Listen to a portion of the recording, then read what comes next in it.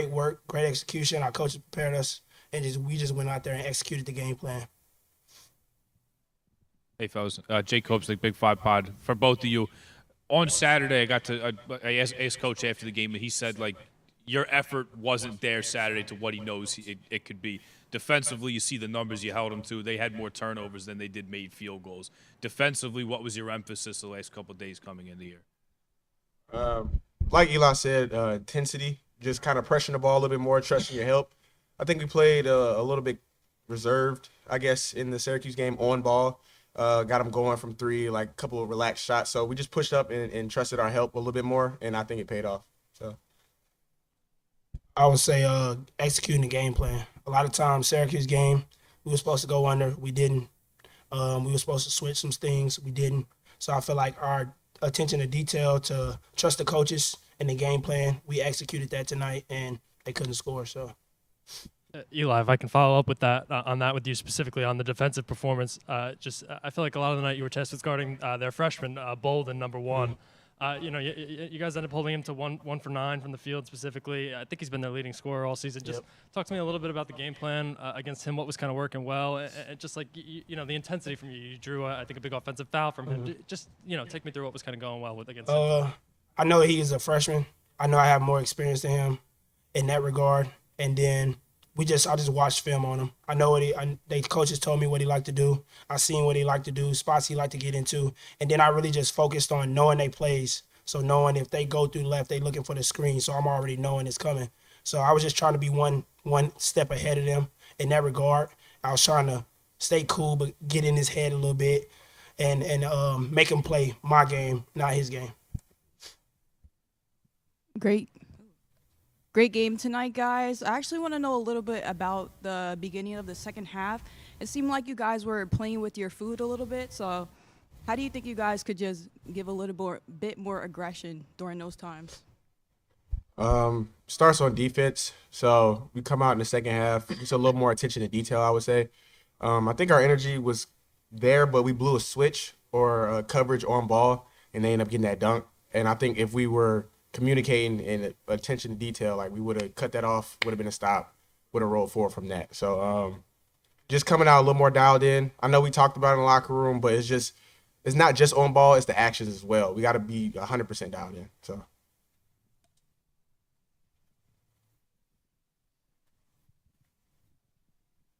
Josh Verlin, City Basketball Love. Eli, what's this transition been like for you to the Division I level, and sort of how comfortable do you feel now 5 games into it? Great. I feel great right now. It was difficult at first being so far away from home, not having nobody down here to really depend on. But my teammates, I love them to death. They did a good job. They make it a lot easier. These are my brothers, so I love it here. For us on the court, just knowing my role, knowing how to affect the game, finding different ways to affect the game, and play better for my teammates. So, Shane, what do you feel like he's brought to the team this year? Big ball of energy, man. I appreciate him every day. Some days we're a little down in energy, maybe coming off a weekend or a stretch of games, and he makes sure we get going. Like pregame, him and Vaughn get a little jump going. Like it's good to see him every day because his energy is always high. And as a leader, I got to make sure mine is up. But some days I'm down a little bit, and he always picks me up. So, yeah. Question for both of you guys. You guys are back in the WinCom now. On Friday night, you'll be facing Penn in Big 5 play. What are your initial thoughts about that matchup? I would say same focus as today. No matter the opponent, we got to stick to our principles, our details. I think that was the difference between today and Syracuse. We have a talented basketball team. So if we stick to our coaching staff's game plan and our principles, I think we'll win. So let's do it.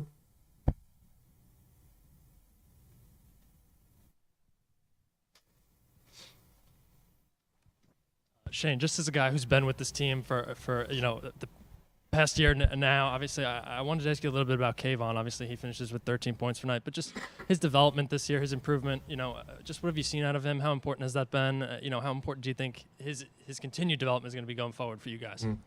Kayvon's like his improvement is second to none. He's worked really hard in the offseason, which I've gotten to see. He came in last year, dealt with a quick injury getting here, and was trying to find his role. But within increased amount of minutes, you've seen how well he can play. I think this isn't his best game yet, luckily. So like I'm proud of him, and I'm excited to see what he has next. So.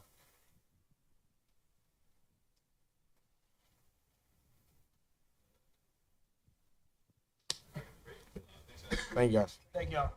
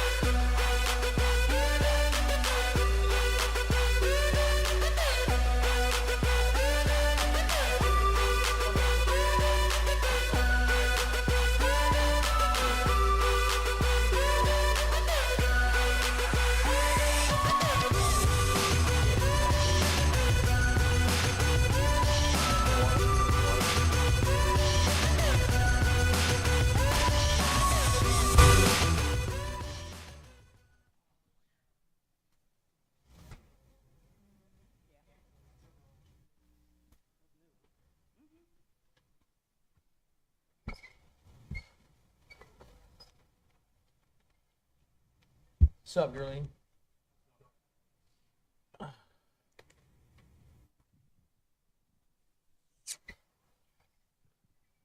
All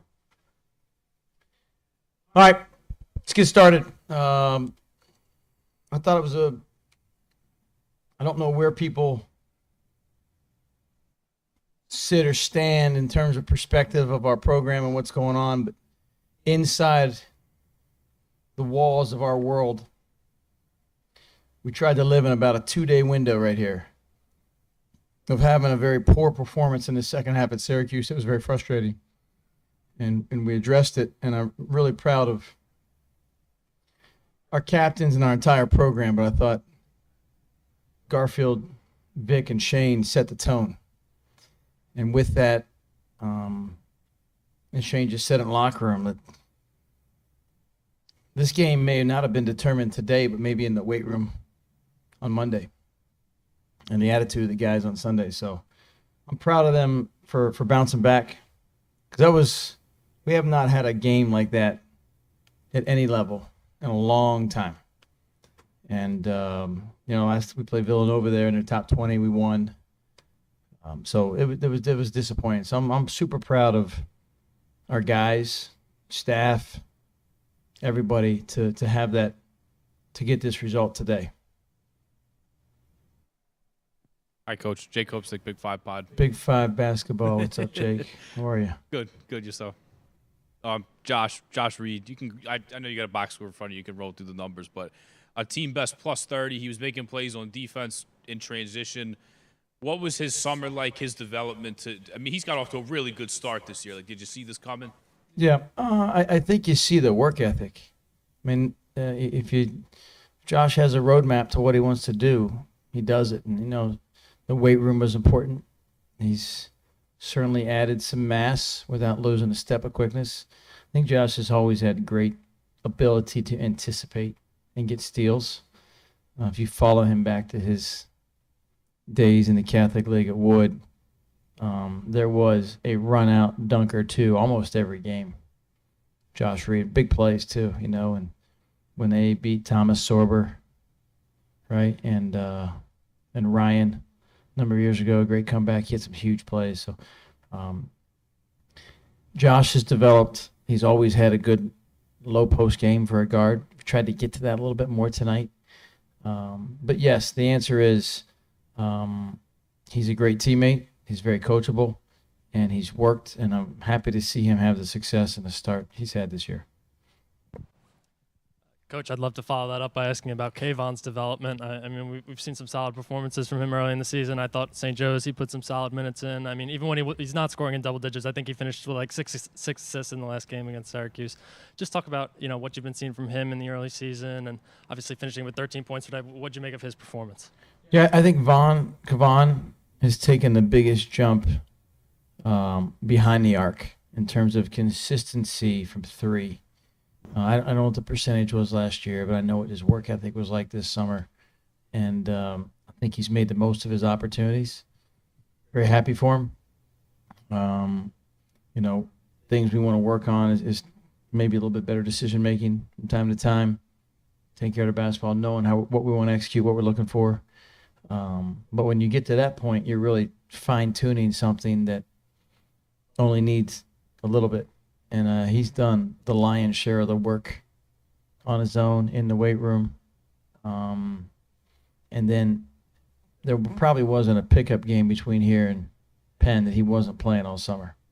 I mean, this guy was available. He played. So I'm very happy for him personally. But I think the best part about Josh and Vaughn is that they're great teammates. I mean, we've got the slogan in our locker room, sometimes you, sometimes me, always us. They live it. They're happy for the teammates when they're doing things. So that's what our program needs to be about. Damon Langer, Sports Talk Philadelphia. Coach, what do you say was working tonight compared to the last 3 games? I would say our defensive approach was more consistent. I thought we had some good possessions against Syracuse. I thought we had some good possessions against Colgate. But we weren't able to sustain it. I thought tonight we sustained it. And that'll be the key to any team that has success this season, whether it's in the Big Five in Philadelphia or if it's in our conference or throughout the nation. The teams that are most consistent and can sustain success on the defensive end, they're going to put themselves in position to win games. If you hold a team to 23% field, 3 made threes for the game, you're going to be in a good spot. And a follow-up to that is, what are your initial impressions about facing Penn on Friday in Big Five play? You know, I saw the score last night. I don't know a ton about it. Need to watch them. Like anything, teams change a little bit from year to year, so I don't know if last year's game will help us very much. I think they've got some returning players, but we're familiar with them. They're familiar with us. It doesn't matter who's coaching. We're 2 blocks away. We play in the summertime. We go there, they go here. But it'll be a Big Five game, and I think our guys are excited about it. You know why it's a big game, though? I'm not trying to be a smart aleck about it. I mean, this was a huge game for our program at this point. We tell our guys right here in film earlier today, it's a big game because we lost to Syracuse. It's a big game because it's a big game because it's the next one. So Penn is a big game because it's the next one. No other reason. Adding Alexis. on a little bit about being forged in the fire and being able to pass on the heat today to the other team. How's it feel? Sorry, I couldn't hear the start of it. Just adding on to the theme of the team being forged in the fire, how's it feel to being able to pass on the heat from Saturday? Yeah, you saw me in the hallway after the game. Appreciate your words, but they didn't, they didn't land as well as I wanted them to, or maybe you wanted them to. But like I said, this was a good response from our program, and very proud of how everybody handled themselves from end of the game till now. And listen, they went 3 for 24. If they go 8 for 24, this is a different game. They've had some really good wins. They won at Fordham. We were able to do that last year. It's a tough place to play. They beat Loyola at the buzzer. Big shot, 24. Ari Fulton had a big game there and really started out the second half very strongly. I thought that that was a potential area where the game was going to get a little bit closer. So I think that our defense had something to do with it. I also think they had a tough night shooting. So I don't want to just say, hey, we were locked down. There's some areas we can improve, but I thought we did a good job keeping them in front, force them to shoot over us. Didn't let them get by us too much. So yeah, it's great to have success, but it's dangerous when you have success that you get a little too full of yourself too. And we like to tell our guys, and our guys like to remind us as a staff that success is never owned by any person or team. It's rented, and you got to pay the rent every day. So we had success today. Doesn't guarantee a good day tomorrow in the weight room or in film, and we got to make sure we're locked in, ready to go. Following up on that, What would you say would be between now and Friday would be a non-negotiable for your work ethic For me personally, for the team, you overall? I just think our approach, we live in 2 and 3 day pockets of time. We're not worried about Sunday or Monday or next Tuesday. Let's be about our process, film study, recovery, cold tubs, Normatex. We've got a really good performance team, and Palmer Johnson and Stephen Kim, and kind of turn our guys over to them the next 24 hours before we get back on the floor. And we'll do some stuff tomorrow, but I think being about the process and knowing that there's some details that you can create separation in a game with preparation the days before. So we'll focus on those things.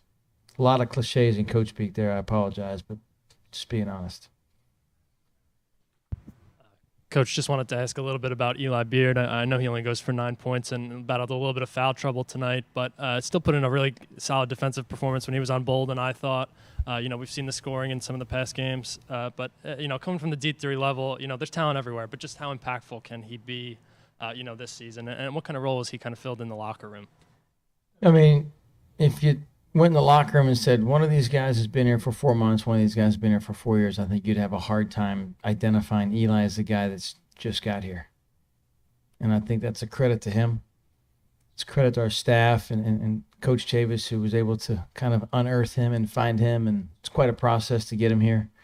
But I think you can see that it's worth it. He's a force multiplier. He makes everybody around him better. He challenges people. Says it in a way where they don't hate him. They know it's coming from the right spot, and he's honest, and he takes hard coaching, and he holds himself accountable. So he's a joy to coach. He's a joy to be around, and he makes all of us love what we do. You come to get to work with a guy like that. It's pretty fun. Wish he had more years. Who knows? He might by end of the week. You never know. Then.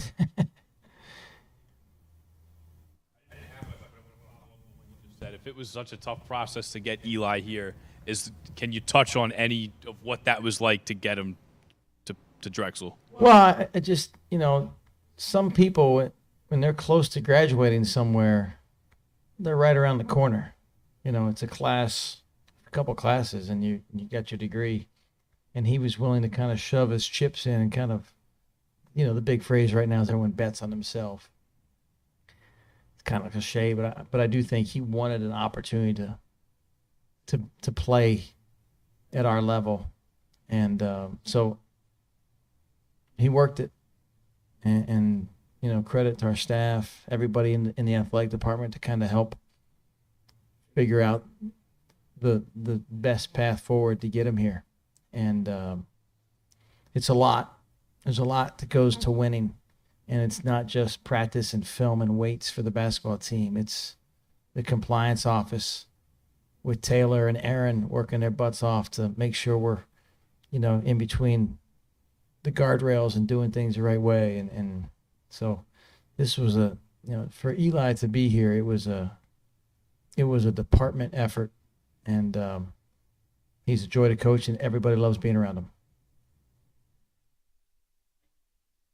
All right, guys. Friday, 7 o'clock. See you there.